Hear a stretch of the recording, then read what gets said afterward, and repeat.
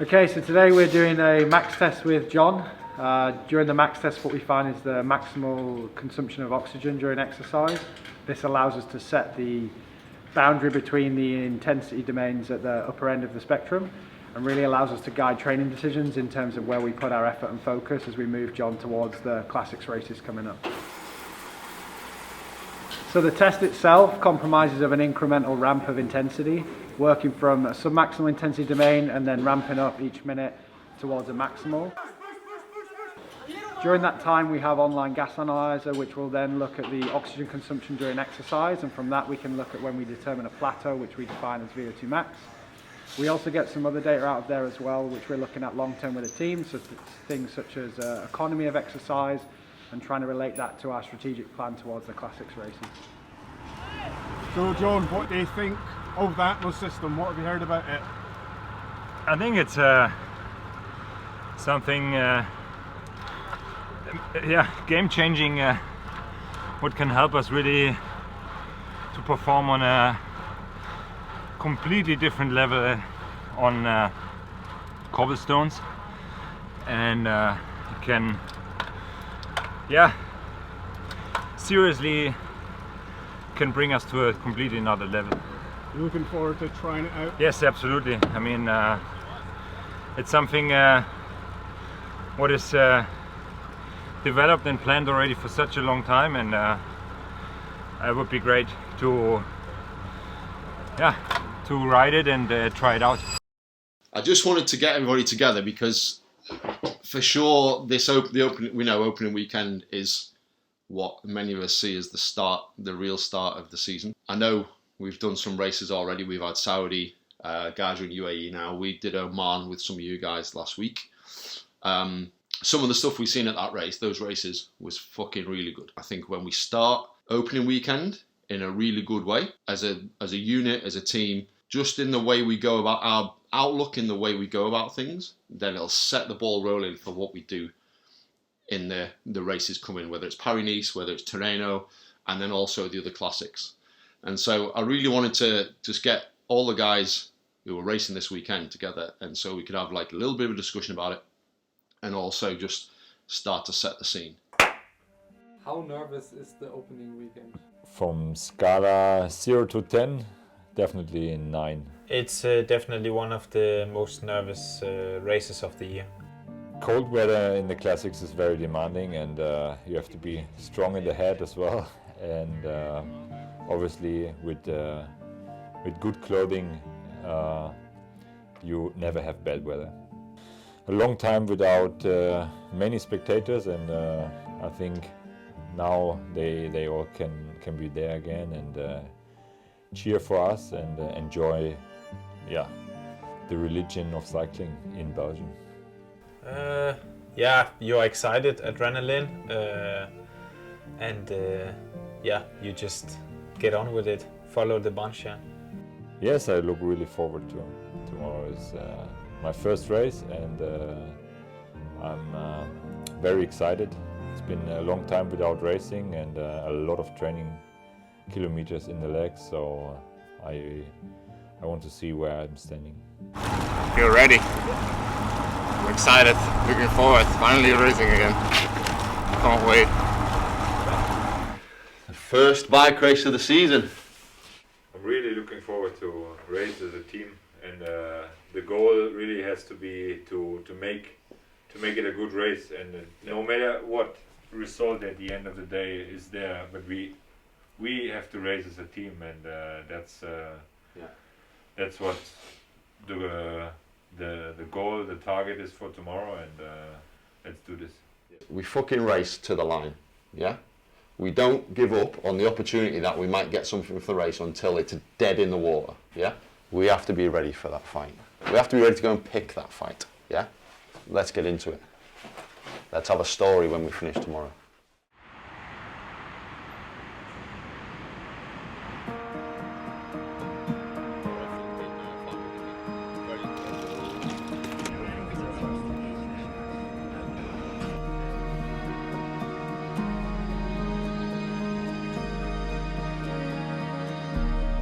So this morning, unfortunately, Neil's made a positive test. We did a self-test. Everybody in the team did a self-test this morning to check, and unfortunately, yeah, Neil's showed a positive test. So, yeah, as per the protocols, we isolate him directly, and he doesn't start in the race. Unfortunately, real shame, because after such a good training block in Tenerife, he's really, really motivated, I think, but as we know, things can be tricky with us, so yeah, we just regroup, and then we look after Niels' health, and we continue with the race. Normally we had Niels and John as co-leaders, so in some ways it's also simplified things because John will be the lone leader now. We continue with the race plan as we are, we just maybe have one guy less, and yeah, we just play our cards accordingly, knowing that we have 6 guys, not 7, but we still go for the win. We still go with the aggressive race plan, and yeah, we'll see how it happens. I'm on fire. Ich bin on fire.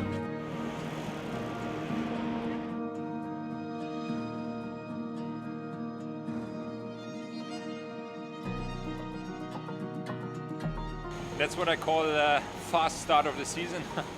First race, first classic of the season. It's been very very tough, and it was a fast race because the breakaway was got a big gap, and the peloton had to chase really hard from early on already.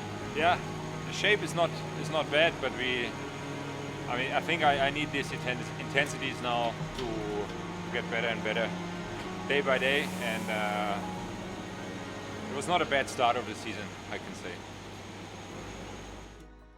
Still there. Still in the 6th wheel. Come on, Søren, this is fucking good. Come on. Come on, Søren. Come on. Yeah. They'll all look at each other. Come on, Søren. Come on. All the way. All the way. Come on, mate. Come on. Really good work. Really good, Søren. Really good. Guys, well done. 7th there for Søren. He launched his attack on the Poggio. Didn't quite come off, but that was a really good effort. Really good effort. Well done, Søren. Well done, boys.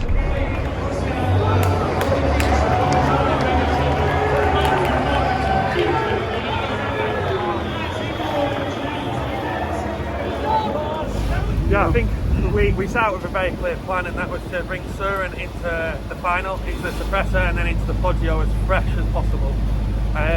We really looked after him all day, held him in good position, and then obviously the peloton went full gas on the suppressor. Perfect situation for us with just kind of 25 guys left there in the front, and Søren on the Poggio made a big attack. There was only three guys to follow, 3 of the best guys in the world, and kind of came back together then, and I was really proud of the commitment that all the lads showed to bring him into that position. It was a real team effort, but also fantastic effort to keep going all the way to the line, and I think we can be really happy with that 7th place.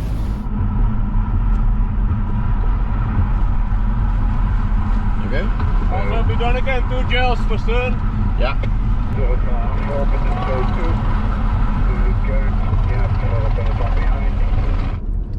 Come on, mate, you need to smell this out now. Come on, this is still doable. When it's less than 20 seconds, it's closable for you. Come on.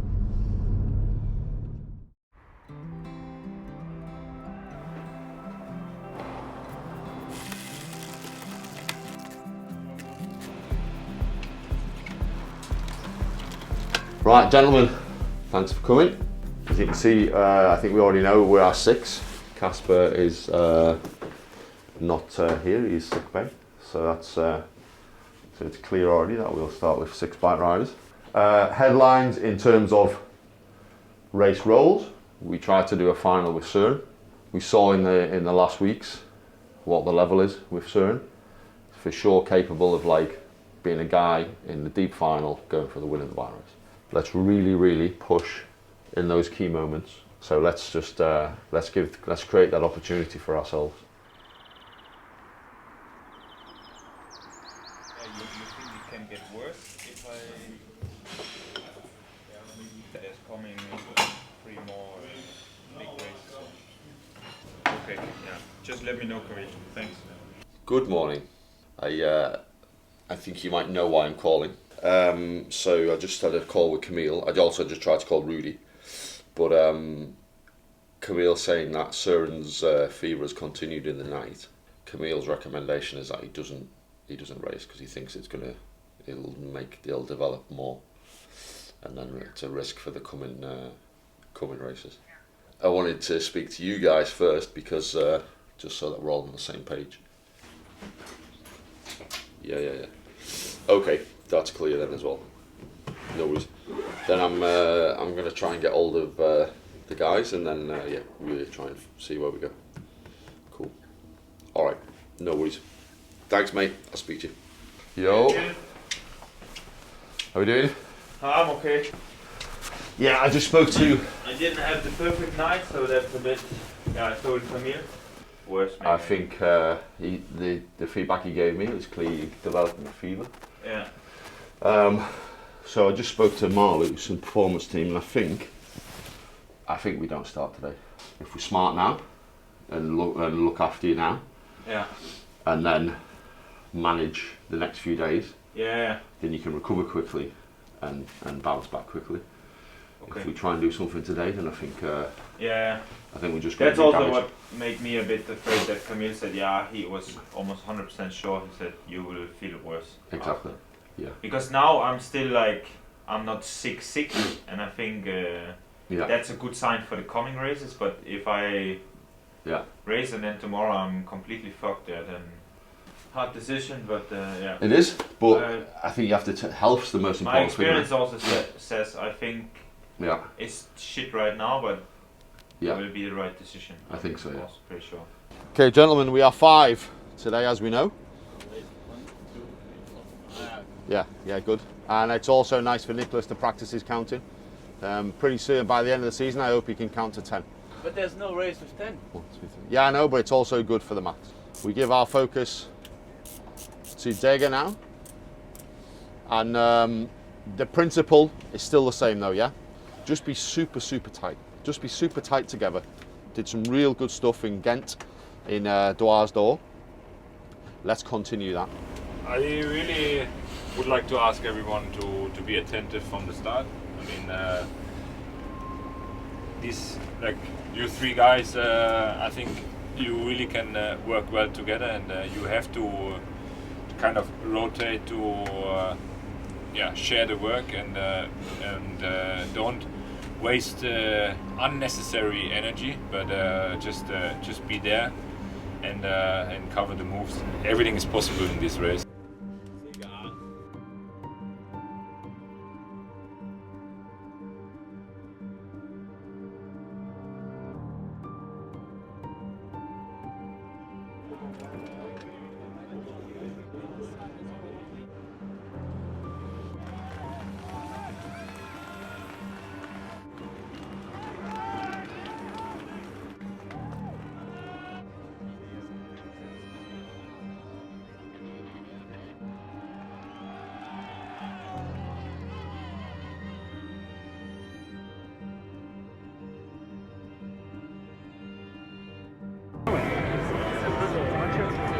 Only now some stress trying to get over here.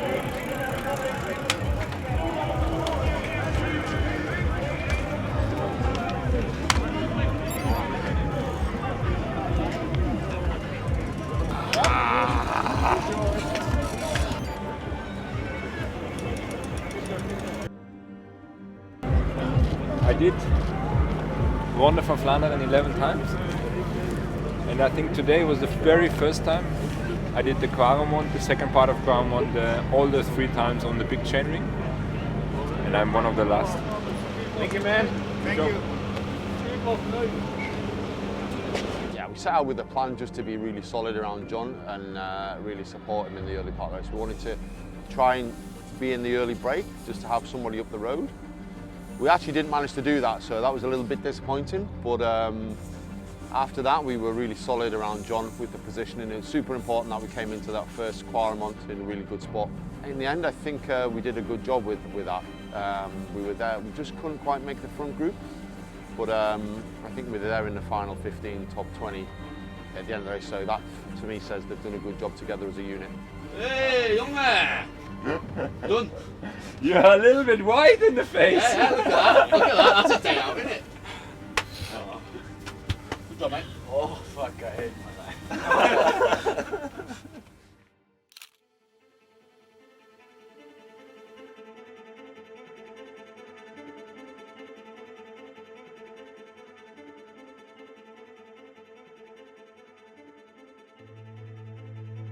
At Atmos we created a system that can inflate and deflate a tire while you're riding your bike. Yeah, the initial ideas came more than 2 years ago through our partnership with Scope, where we started to look at the options here to design the system. So everything from designing through to the manufacturing and then the testing, both on the local roads and then here at Roubaix on the cobbles. Yeah, after several trips to the area of Roubaix, also in the Netherlands, some sections we were on the moment that we were ready to go a little bigger, to take more people, more riders, getting it more into the system of the riders. It puts the extra part of pressure. Riders are in shape, they have the ability in the parcours to take a little extra speed, so it can really stress the materials to the next level. And yeah, that's something that is really hard to imitate in normal training. So it's a really exciting last step as we start to step towards using the system in races in the coming period. Forward to it. I'm just really curious how it feels. Also on the cobbles, how it feels. Yeah, I think it will be a big advantage. I think the biggest advantage you have is on the, not on the cobbles actually, but more, yeah, of course, more on the flatter parts, the longer flat parts where there are no cobbles. If it saves a lot of watts for me, yeah, of course, and also just if it really feels nice. I mean, it doesn't feel nice when you ride with 3.5 bar on a long flat part without cobbles, so only that already would make a huge difference. Yeah, as a team we're really focused on making steps in performance, and innovations play a really key role in that. If you look at a race, there's so many different race demands throughout the year, and in any one race we want to make sure that the riders are fully prepared for any situation that might come up.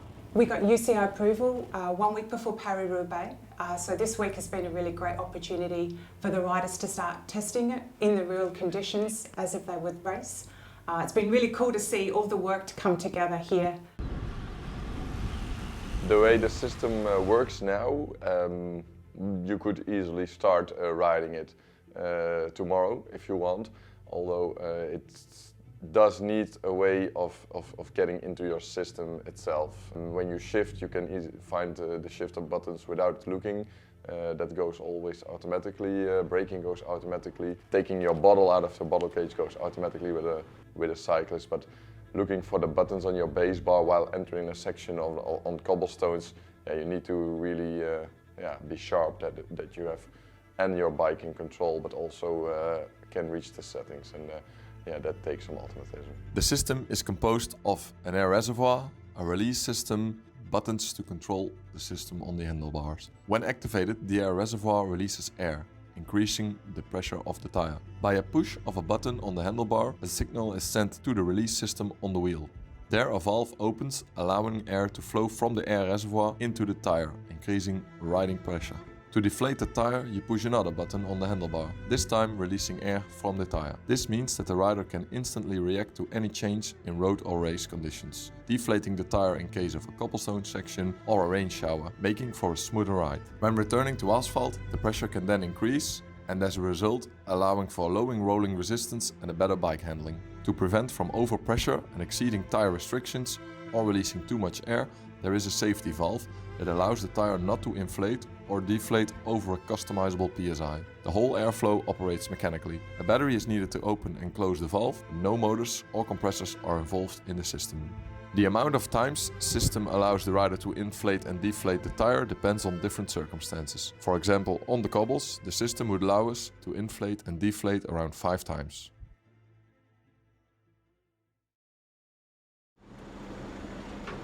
That's John's song. It's Johnny Blue. Johnny Blue. Nee, dat is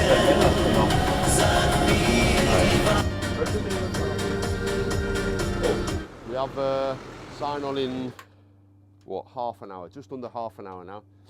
So like I said last night in the meeting, I just want us, we'll just have a quick recap now. A reminder on the, I think the headline key points, yeah? Obviously we go for John today. Everything we do about what we do is about making the steps and the right decisions to bring John with support into the back end of the race, yeah?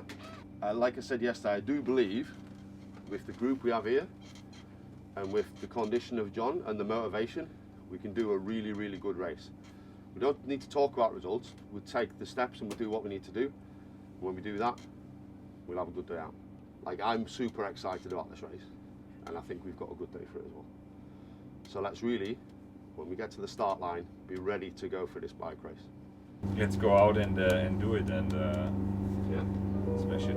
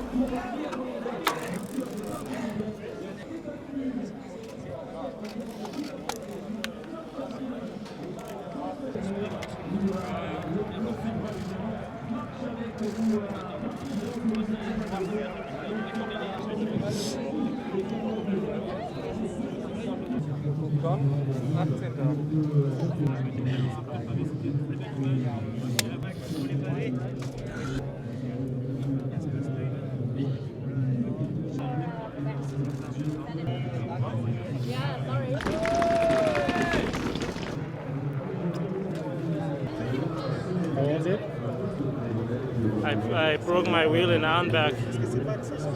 I was in the front with Ulrich. Then I had to change, but there was no service because there was not more space. So then I had a neutral service and I was in between. And also the neutral service has not the same tires like we have, so.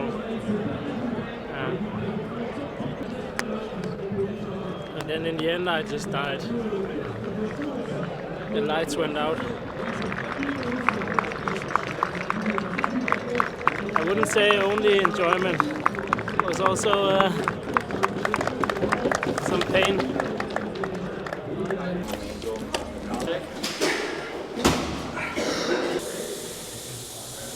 Oh fuck, look at this.